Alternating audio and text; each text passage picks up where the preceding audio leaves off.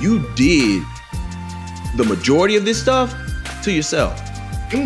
It wasn't because you didn't have a mom and dad who cared. It wasn't because you didn't have coaches and mentors in college, high school, whatever, that were open door policy. You could have walked right on in. You didn't struggle in school because it was the teacher's fault.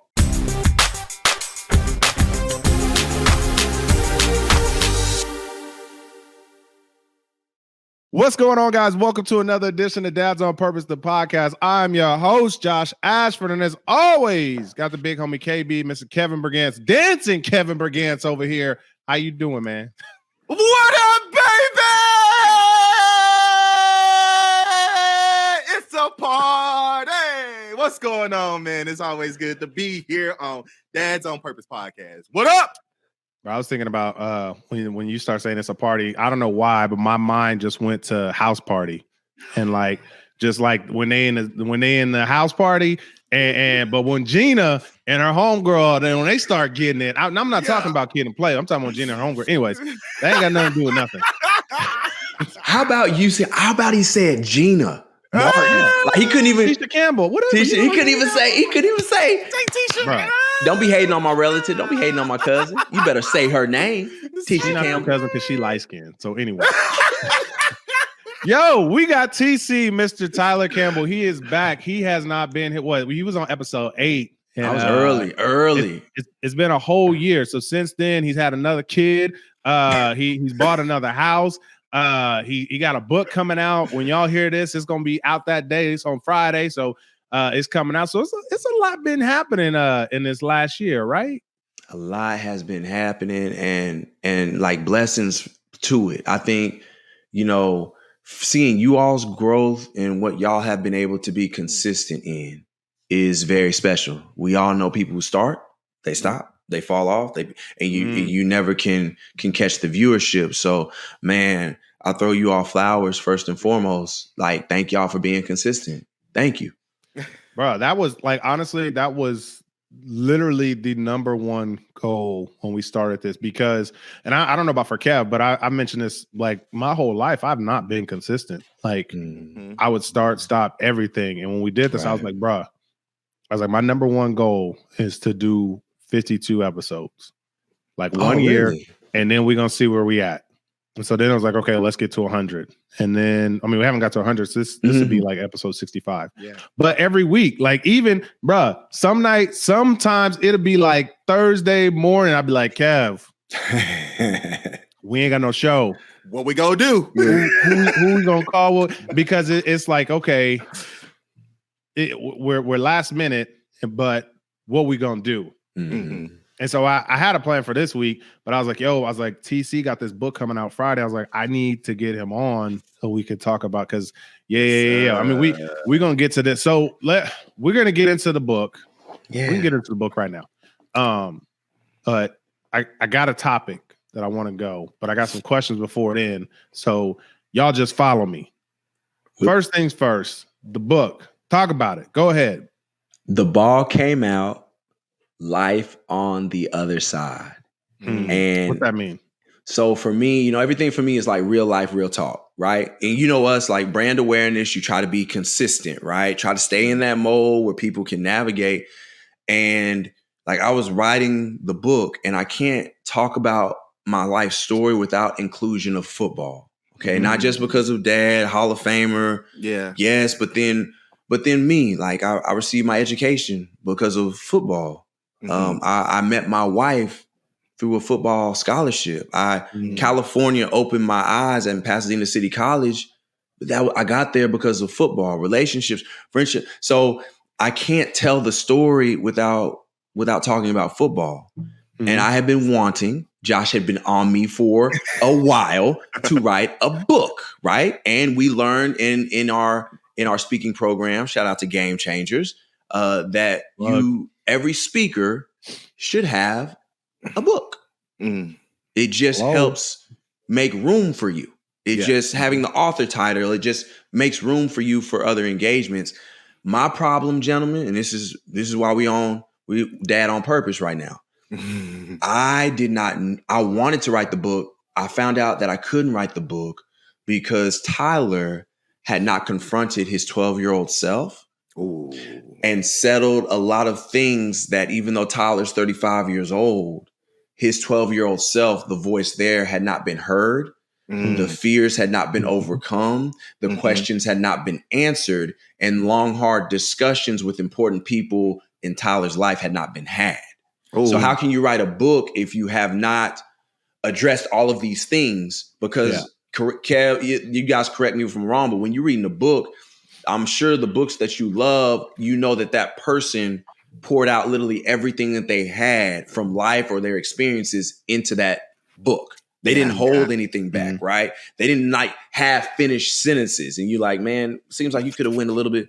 But so for me, that was important. Yeah. And so if you look at my book, the book is for the 12-year-old boy that's inside of me. That's who I wrote my book for. So if nobody else was going to buy the book, it was for freedom of the 12-year-old self. And so I've been through therapy for an entire year. I was in therapy starting when I started with you guys. I've been in it still every Sunday at 3 p.m. And so I've worked through and closed doors and had conversations. I've done things to allow me to let that 12-year-old boy free. And when I walked through that, I noticed in my life, the ball had come out many times in my life.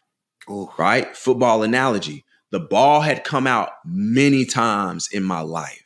And while I was struggling on my end with the turnover, there's also the viewpoint from the other side of that, because there's a benefit from every turnover. So you have the football side, that's the, oh man, I'm screwing up, I'm struggling, I'm depressed, I have anxiety. But there's also that overcoming, and there's life on the other side of that. So I gave you both perspectives. So the ball came out, but there's also life on the other side. And what was that life on the other side? And so that's how the title came to be, was the ball constantly came out in my life, but there's also life on the other side, walking through my adversities, my trials, and my tribulations. Because you don't just tell people about it. How did you make it through? Can't make it through if I don't go through therapy and if I don't address 12-year-old Tyler. Bro, that's dope. That is really dope. But let me tell you how trash I am. Because when you were speaking of yourself in your third person, I was just like, who the hell's Tyler? Because I don't call him Tyler. So I was just like, and that's glorious, because that's how I refer it, and you hear that in the book. How did I get the name TC? TC didn't start for me until I went to Pasadena, California. Oh wow! When I left Texas, Tyler stayed here in Texas. When I'm addressing 12-year-old, that's Tyler.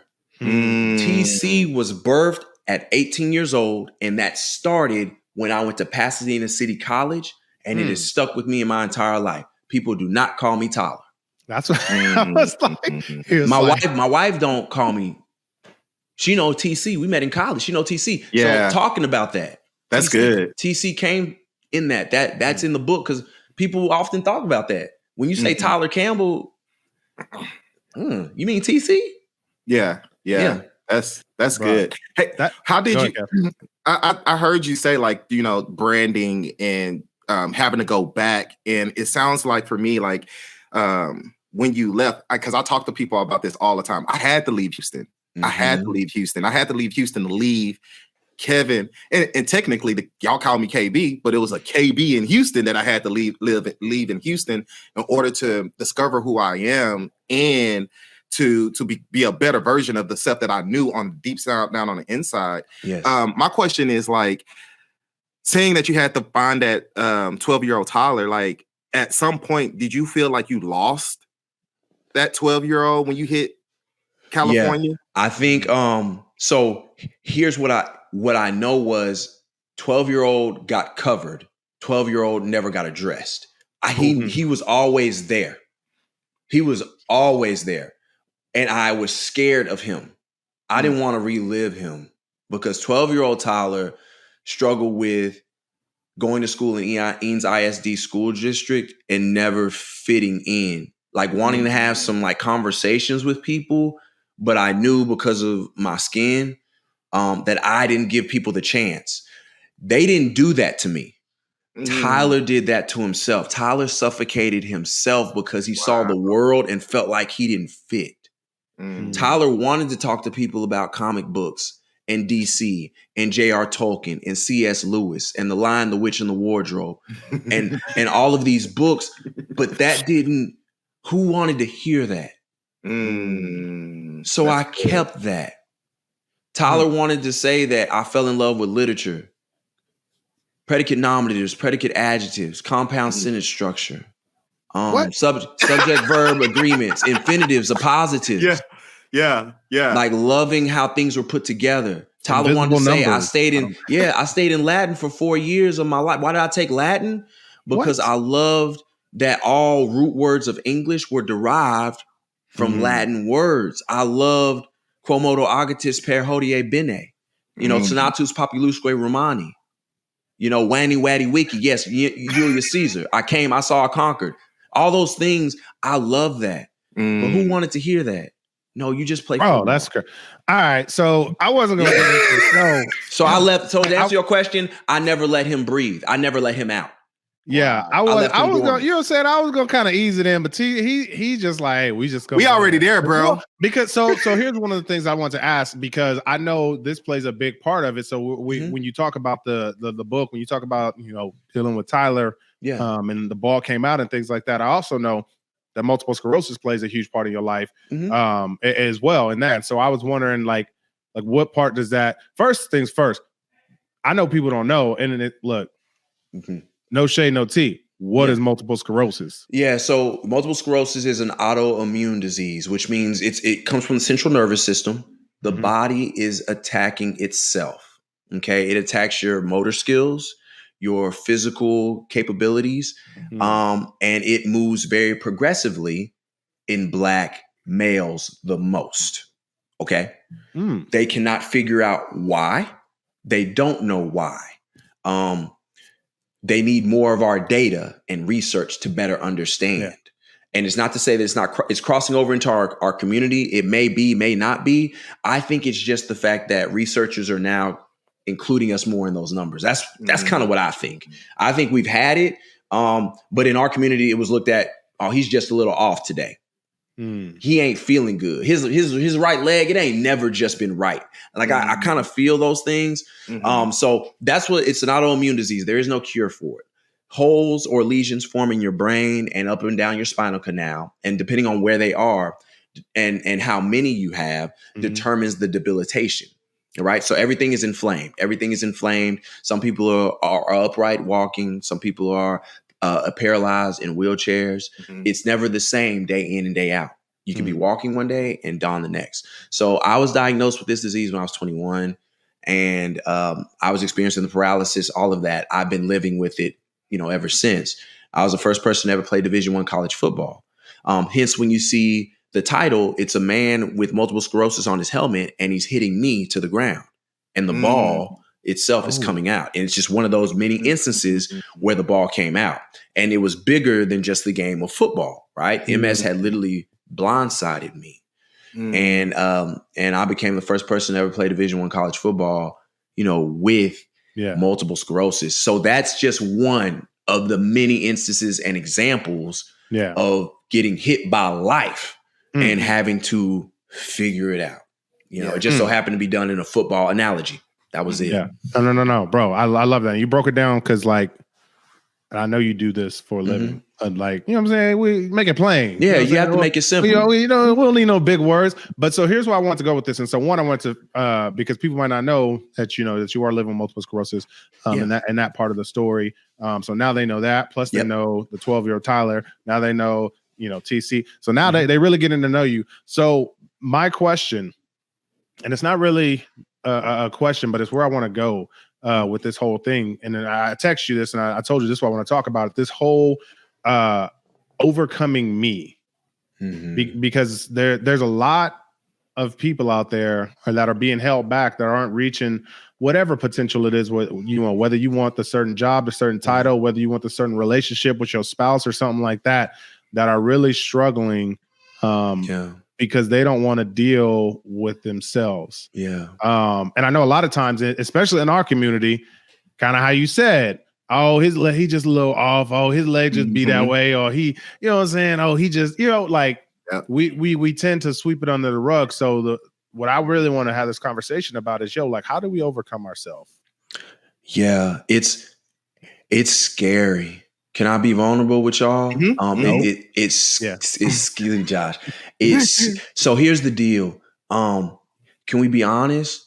You have to be willing to cut yourself so those wounds can be addressed. And what I mean by that is, like, I can't sugarcoat it, because addressing those things is quite honestly going to be one of the hardest things that you ever have to do, because you can't run from it. You can't, like, say, hey, Kev, can you do this for me? Can you know what I'm saying? Can I lean on you for this? Yeah. It's not, because it has nothing to do with them and their life. But the thing on that, on the other side of that, you have to keep your mind of the freedom you will have. The peace that you will have for yourself, the happiness that you will feel when you look at yourself every day. And so it's not even, because all the other stuff will wall you up and you won't even get past that moment, because the scare, you have a right to be scared. The not wanting to be confrontational and have these tough and hard discussions and relive childhood trauma situations or whatever they may be. Who wants to do that? But do you want to be free? Do you want to not bring baggage into your marriage? Do you want to be able to sit down and have a conversation with your child without seeing yourself when you're talking to your daughter or your son? Like, that's the type of stuff that I had to focus on to get there. And that's the type of stuff, because the other stuff, bro, it is valid. Being scared, being fearful. What happened to you when you was 9, when nobody else was looking, when your brother and sister abandoned you over here and you looking like, why y'all do this to me? And this is what happened. Having to relive all of that stuff. That's not fun. But what does it look like on the other side? That's what I had to get to. I don't want people to think that it just, people would say, oh, okay, well, that's TC. That's his story and things like that. My life ain't like that. Well, as you're talking, I literally had this conversation with myself earlier today. Yeah. Not because of something that was happening, but I just think about stuff. That's just how I work. But when I think about my marriage and I think about times where I may be upset at my wife or something, quote unquote, she's not doing or she didn't do, I have to think about it, and I'm like, am I really upset? Or is it her or is it me? Come on. That's what I'm saying. She's being who she is. Yeah. Is there something that I'm not working on myself that I'm sitting here holding back on? And I'm gonna be real, 9 times out of 10, it's not her. It's not your coworker. It's not your boss. It's not your teacher.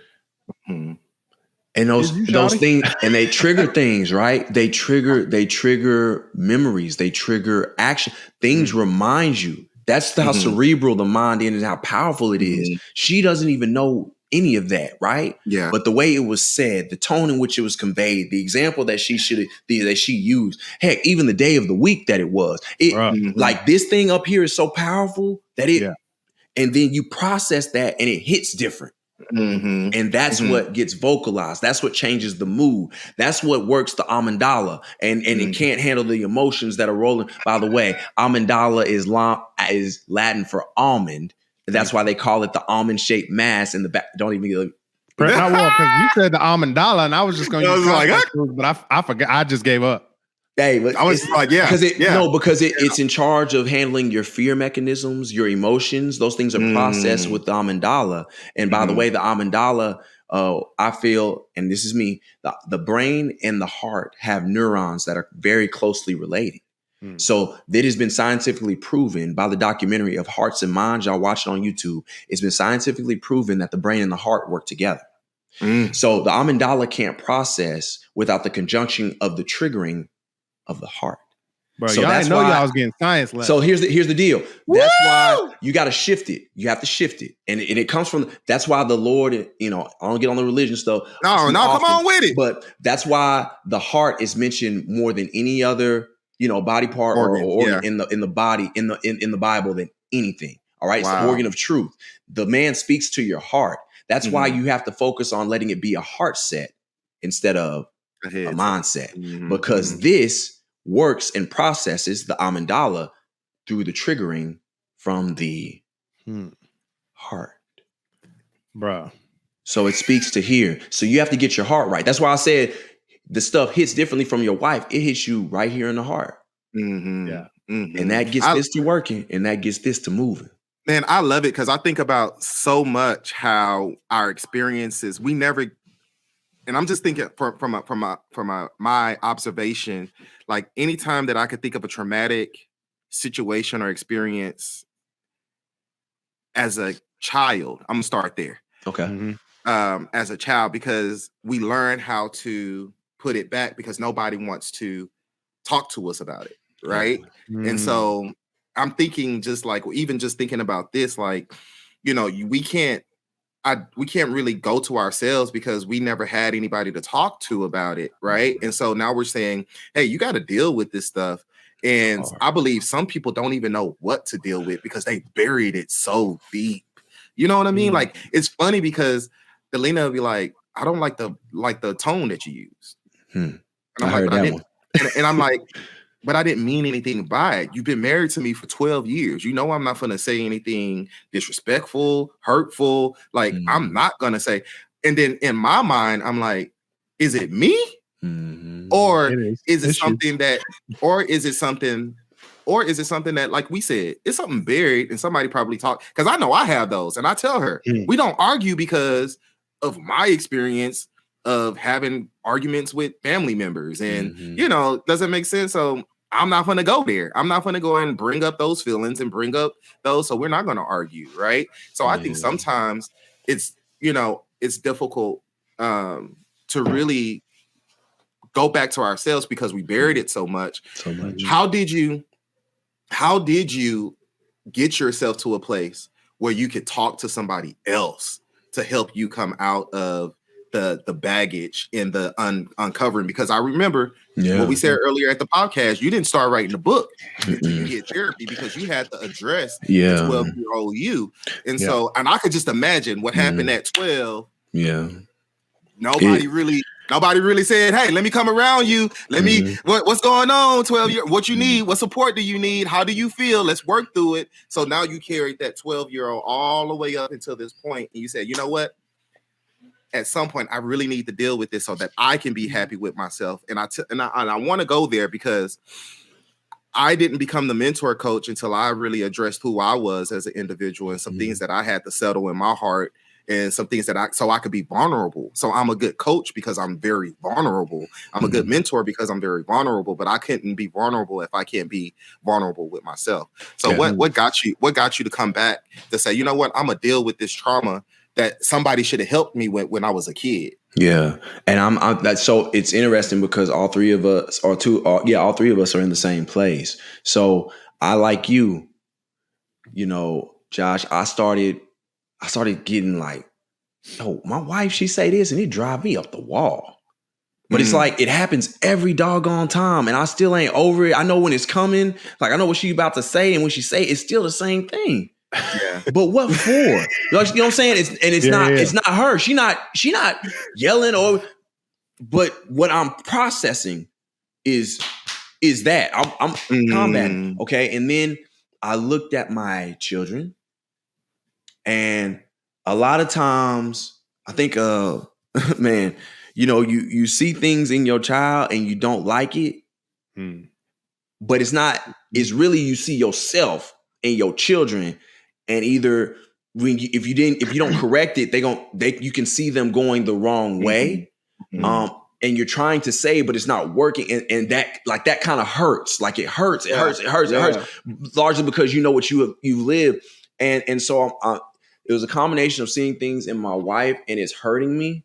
It's like hurting me, not what she's doing, but it's like, I'm not getting this right still. Where is this coming from? And then I'm looking at the next generation and my heart is breaking again. My heart's breaking again because and so I couldn't take it anymore. I needed help because the people who I love the most are the ones who are suffering.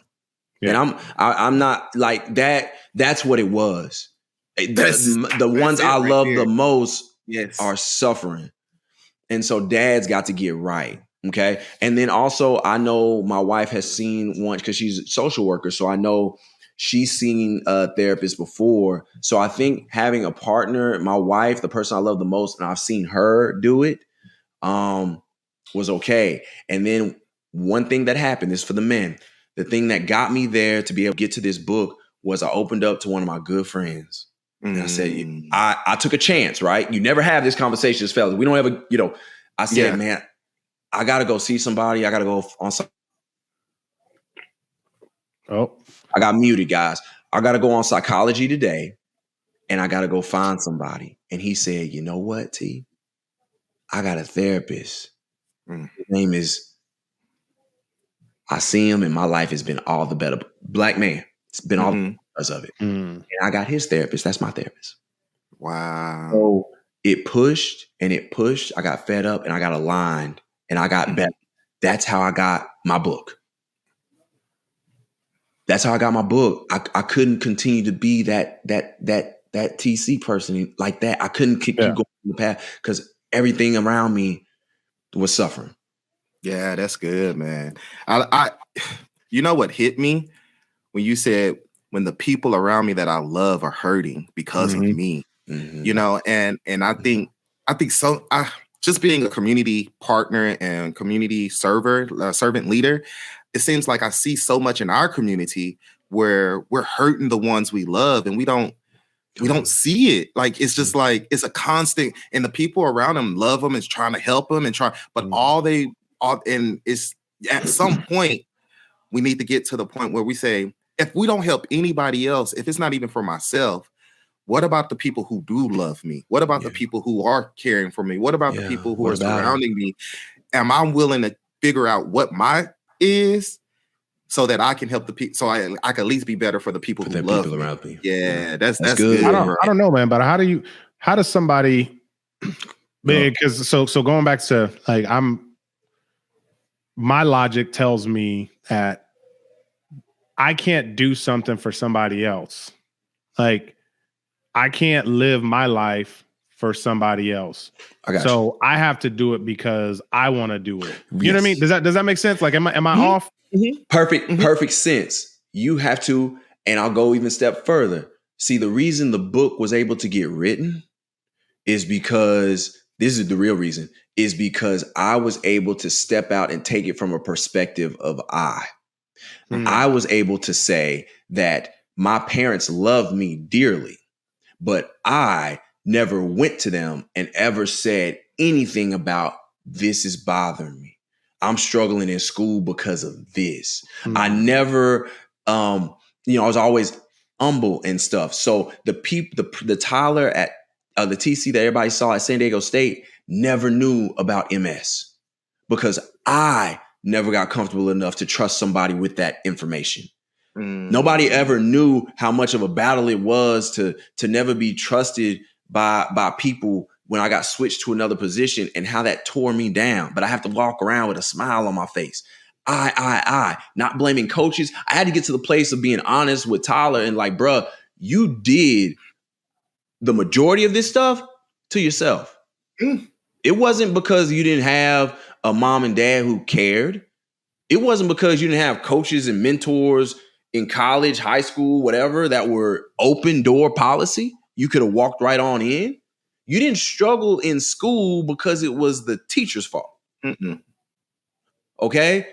Everybody got hours. Yeah. So it got written because I got to the place of being accountable. So I wrote my story from the place of I and how I perceived it. I wrote about 1998 James Byrd in Jasper, Texas.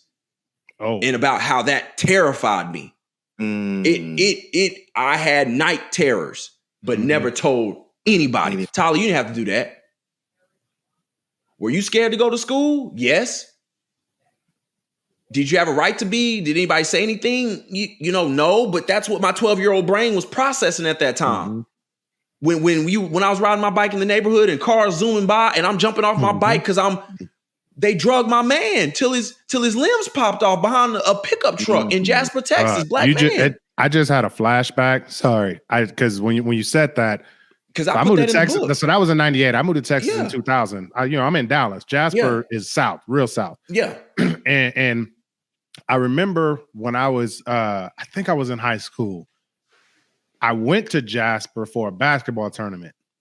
And that's when I learned about it. And so that was probably like 2002. Mm-hmm. And I think my mom, like when I told somebody, I was just like, yeah, we're going down to Jasper. And they was just like, be careful. You going to Jasper? For what? And I was like, yeah, you know what I'm saying? We're going to the church. We're going to hoop, whatever. It's a tournament. But I was just like, bro. So I had a mental flashback to that because that was a traumatizing experience for me just to know about it. And I wasn't even in there knowing about what happened back then. And so I can only imagine when, you know what I'm saying, you in Texas and you knowing all about it. And now you're in this affluent area where folks don't, I mean, that's where you always been, where folks don't look like you. Mm-hmm. Yeah. That was rough. Sorry, and having to walk through people with it. Go ahead. You okay? Because that was real. Like President Clinton, I wrote about that. Like President Clinton and his wife came down to Jasper. My family's from Tyler, Texas. Tyler's not far from Jasper. Mm-hmm. Okay, right, so I said Jasper with a PUH. Yeah, it come out from time to time. That's Texas slang. So, but that's all that happened when Tyler, all that 12, he's 12 years old. So the way I'm viewing the world, and you can't talk to your counterparts about that. Not in my environment. Yeah. You know, I'm hearing my parents talk about it because they from the area, and it's just, you know, they didn't do anything, but Tyler took what was happening in the world and he kept it. And that was scary, you know? So, you know, I had to get to a place of I. And that's why I say it's hurtful and ownership. And it's like you had resources that most people would give the world to. And be honest with yourself, and just, you know, I just didn't make that leap for myself for whatever reason, scared, nervous. You know, you're a 12-year-old kid. You know what I'm saying? So no harm, no foul. Like, you're not a bad person, but that is what I did and continue to do. So you dealt with that. You dealt with the past, and then you wrote the book. Mm-hmm. Now what? Oh, so I feel like my cup is empty now. For the first time, is that good or bad? No, it's good. Okay, I don't know. No, this is. Hey, you talk about your cup running over. You want your cup to be full. I get you. Saying? Here we go. This is where we're at. The video, he gone. Yeah, he gone. But it's okay. What I'm saying is, I am free because I got a lot of stuff out that needed to get out the way, so the man up above can move into my heart. To trigger my mind, to give my voice something greater, right? Because I tell people, I think I posted it today, and I used to say this all the time, like, you know, vision propels you when eyesight fails you. Okay, you can't have vision, though, without your heart being in the right place. Because to have vision, that goes beyond what eyesight can see. So vision comes from here. In order for the man up above that's why we set everything up the way we set it up earlier.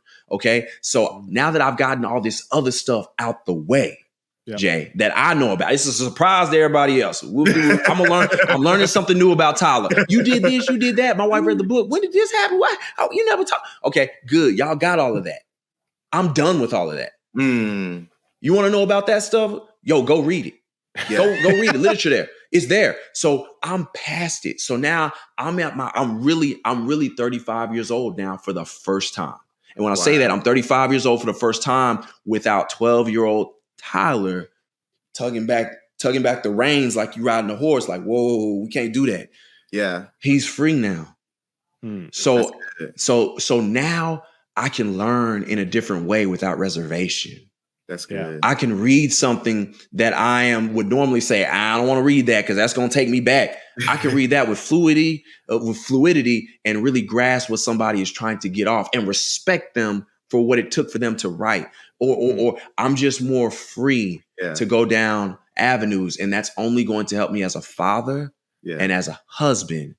And and give my kids and my wife something that they have not had for our entire time together. Just being honest. Yeah. Always. Yeah. Just being honest. That's bro. Yeah. Question though. Are you gonna start smiling when you talk? So I got a gig. I got a gig on Thursday with Chabot College. And I thought about this. It's so funny. That's crazy. I thought about this when I was writing down, just a couple principles. You know how we do. We principles. So I wrote down, and I said, I'm gonna go in next to each principle. I got 3 of them. And I know that Josh is gonna be so happy because I found the principle that makes me joyful. And I know those are my points in which I'm going to smile. And Josh is going to be so happy. And so I'm gonna get my cameraman to steal it and make sure he gets those in. So Josh can be happy because he says I smile. Listen, because look, he gets so excited, he gets so passionate about everything he's talking about. Like if you go back and watch all his old videos, like he is giving you the game. But it's like, somebody we listen to ET from Secret to Success, you know what I'm saying? Not ET, when you listen to CJ. CJ always talks about the whole reason they made the podcast is because people said ET was angry all the time. And like it's like, but that's what like Tyler. So if you see Tyler videos, you know what I'm saying, all you think is Tyler is just like giving it to you. But like when you meet Tyler, you just like, yo, my man is funny. Like he laid back. Only to people who don't understand football.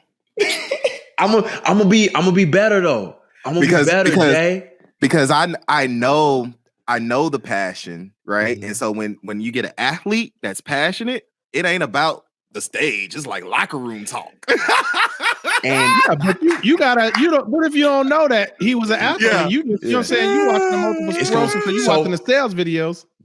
That's it. So look at it. Like I was watching Marcus Spears talk about Brian Flores. We were talking about this earlier. I was watching him on the playback on my phone, and I was watching him thinking about, how does the audience perceive? And what you have is a bigger black male, very masculine, very dominant base level voice. And he's speaking about what's happening. People are going to look at that as he's yelling. No, he's just really passionate and hungering for change. But at the same time, that spoke to me. It's crazy this whole week. I mean, it's crazy. I've been thinking about Josh more than he probably want to know. But it reminded me that, let people see all of you. Yeah. Because sometimes that 15-second clip that made it on SportsCenter, that might be all people get of Marcus Spears. Yeah. And so what can I do better as a person for every word and every sentence that is spoken, that you get all of me? The joyful side, the happy side, the laughter side, the joking side, and what can I do to challenge myself as a speaker throughout the duration of a 45-minute keynote to make sure that I'm walking through those wavelengths of my personality? As Coach Val would say, take them on a roller coaster. Yeah, take them on the roller. That's why you saw me do that. Take them on a roller coaster, and that's something I can do better at. Absolutely. Love it. Kev, you got something you want to ask right before we get out of here, man? Because you know what I'm saying, he big time. You know what I'm saying? He got to go do some radio interviews. Right. He done came and slummed on our little podcast. You know what I'm saying? Yeah, what you got? Don't listen. Nah, to man. Now, I really love the process, man. I love the fact that you understood, like, hey, there's something, in order for me to be a better individual, in order for me to love the way that I want to love, I need to change, but it starts with me first. And it starts with me addressing the real issues, getting some help with addressing those real issues. No, let me correct that. Because see, I'm gonna say get some help, and then people gonna go to their homegirl and their homeboy, and that ain't help, right? So like really get some therapy, a licensed therapist who can, because oftentimes as a coach, I have to recognize the fine lines, right? And so I think sometimes people think just talking is great, is good, but you need somebody who can really take you deep, and deal with some issues. And so getting some real help. My question is, what has opened up now? So you're 35. Yeah. You talked about everything from the past. Yeah. You've launched your TC Speaks, you killing it on the radio. Yeah. Like, so got a fire website. I don't know. And listen, it's crazy. I told Jay, look, it's funny because when I get called in for these gigs, everybody's like, your website is amazing. I just giggled to myself because I know it drove Josh crazy too at the same time. But if you need a website, he's your guy. Okay, but keep going. but like, what's next? Like, what's one of those next steps for you in your openness and going to the next level? Because you said something just at this end point that I've even told Josh, like, I want to be a better communicator. I want to be a better speaker. I want to be a better, because that's what God gave me to do. And I know a lot of things that we get distracted, right? So you get distracted about making the YouTube post. You get distracted about, and so even in my transition from community leader to youth pastor, one of the things that I recognized was, what am I communicating? Am I passionate about it? And does it really stick for them? So how can I grow from that and create content that matters? Not content that's just that, everybody can create content and push it out there, but content that's going to help them. So for me, that's where, stepping into this next phase of my life from 40 and beyond, I'm seeing things differently. So what's opened you up now for the future? Yeah. So I think for me, the health sector that I'm in, we talk about dominating the field. I'm getting back to dominating it. The multiple sclerosis field, I haven't dominated it yet. Okay. So what I did was simultaneously while book was getting done, launched an initiative called Educate, Elevate, Collaborate. Okay. And the sole goal of the initiative was to further bring awareness to the Latino and the Black community about MS. I've been very broad with MS. Okay. That was challenging enough because you've done stuff, but you haven't done enough for what's close to home. You haven't left something better than the way you found it. Everybody's grandparents always say that type of stuff, right? Leave things better way. So when I was diagnosed, I longed to meet Montel Williams, and I knew that I could never meet him. And so everything for me with that field is about like creating something that people can reach out and touch it and let it be Tyler. Yeah. And reveal all the layers, all the erectile dysfunction that we don't talk about as Black men, all the like that type of stuff, all the different sensitivity points that MS triggers and hits. You got to be able to get there, Tyler, and you got to like shut down this field. When people think of a black male speaker with MS, who is it? Is it you? It's not you. So you got work to do back here. Yeah. So so I pulled it back a little bit, created an initiative. I love comic books, so it's a photo novella, took a little bit out of Latino culture, and it's almost like a photography, almost comic book story of my life in about 8 or 9 pages. That's right. Good. And so I've done foundational work, but then I did it like the nerdy way of 12-year-old Tyler would love to do it. Nice. In like comic book, like photo type and the bubbles and the words and telling the story. And it had never been done before. Yeah. Took it from Latino culture. So now that I've gotten that, it's going back to that. Yeah. And now I'm coming back into the MS field and you seeing something that you've never seen before. And you've heard what you've never heard before. But it's because I'm coming in to dominate this level of field. And I need to be that person and make my story more tangible. Not for everybody. Yeah. But for my community. So that's different. That's going backwards because I've spoken in pharma, and big, and I'll do those things. Continue, praise God, they pay bills, and I will continue to do those things.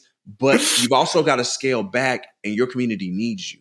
Yeah. So I was a part of clinical trial with MS, right?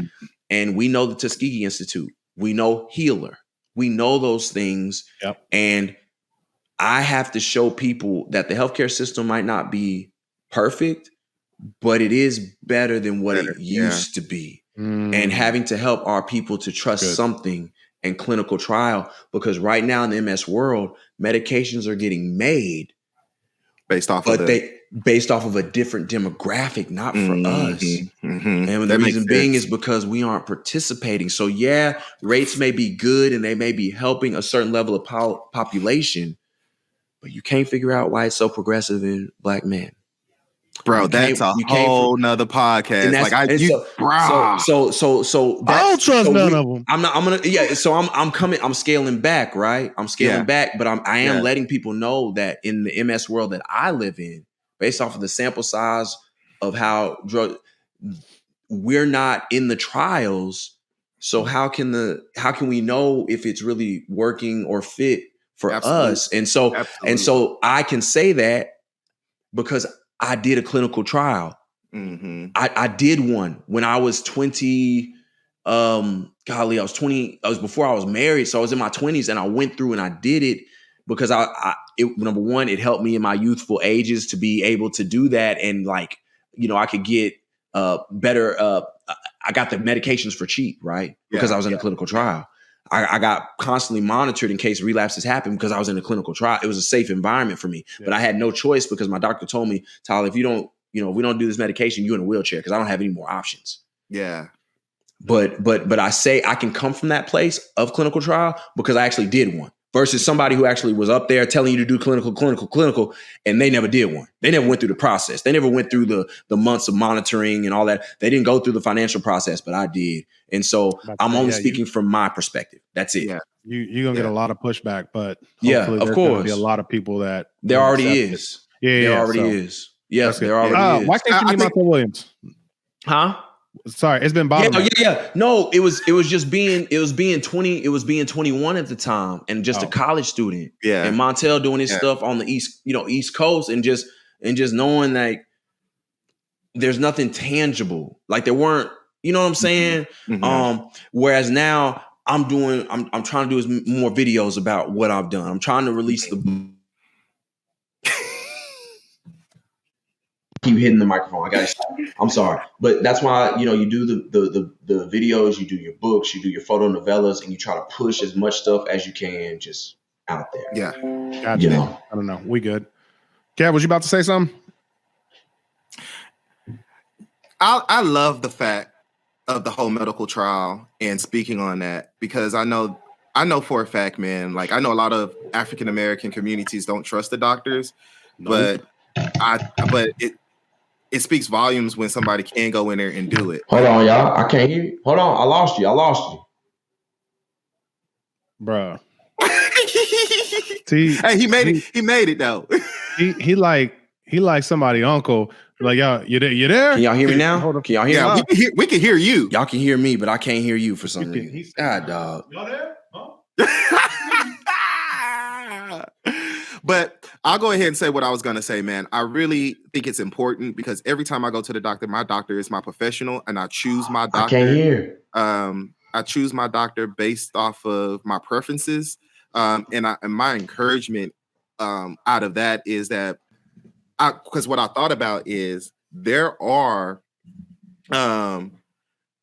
more Black doctors out there, and there are some. Well, they're not a plethora or a whole bunch of Black doctors, but there are Black doctors out there that we can trust, that we can let them be the professional and help us and guide us through things. When it came to Kendall and the HPV vaccination, the whole thing about HPV and the HPV vaccination.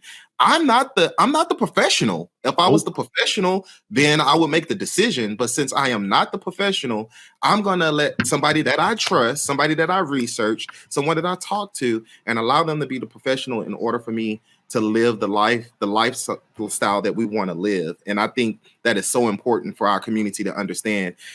Yes, we have stories of doctors and the things that they've done in the past to hurt our community, but it's changed, and we have doctors who are qualified and who want to make sure that our community is getting every medical concern addressed and everything. My cousin has ALS, and he's had ALS for years.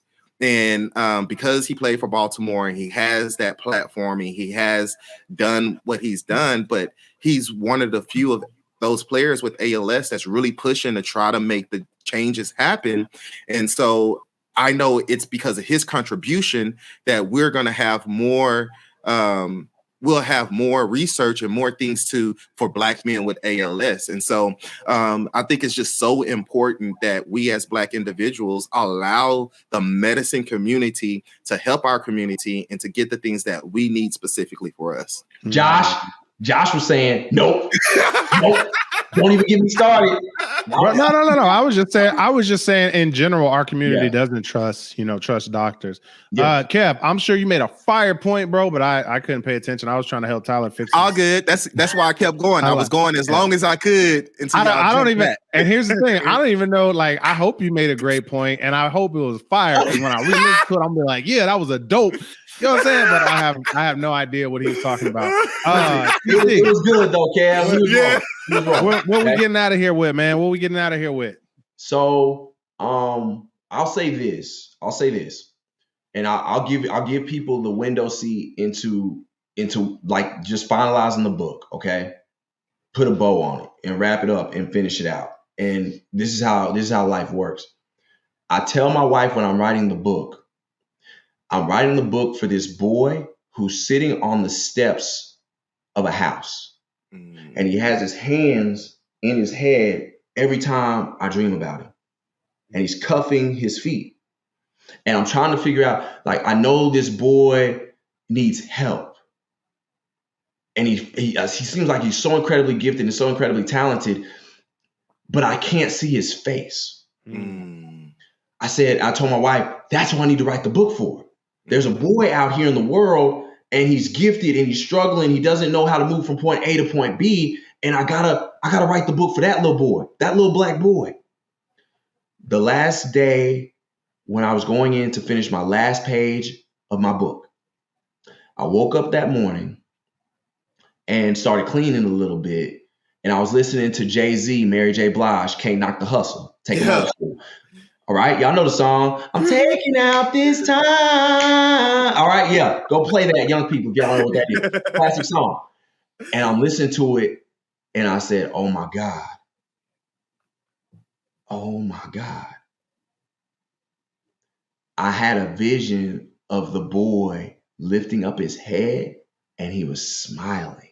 And I saw his face, and it was me.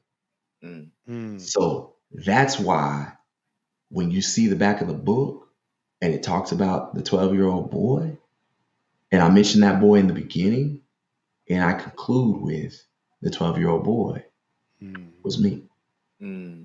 Where we get the book at? So it is on Amazon. I'm trying to become an Amazon bestseller. No. It's already Amazon bestseller. It's already. You know what? No, I want it. I want the paper. I want the paperback boys to get released and be on that list standing. We got the ebook. The ebook is up there, but I want those paperback. When that paperback sale hit, it's so strong. And then that's when you change the cover of it. Staying power, Jay. I want to have some staying power, not just one of them fluke fly by night things. Just because his book's getting released soon that people clicking. I want that to be there for a while. You know what I'm saying? Yeah, so Amazon.com and let it roll. No, but I'm excited. Listen, I'm happy because I'm free. That's what we talked about. I'm happy because I'm free and I'm ready to move on and absolutely receive. Tyler, absolutely. What's the name of the book? The Ball Came Out, Life on the Other Side of the Field. That's it. And the foreword is by my man, Earl Campbell. He was kind enough. I wonder how that happened. Hey,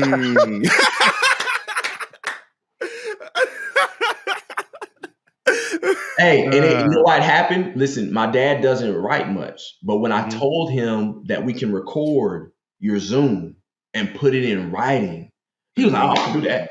I thought you was going to have me sit down and write. You know, my hands don't even grip pencils like pens like that. So we can't write more than a signature. You know what I'm saying? So, but it meant a lot because my parents, saw everything that I wrote.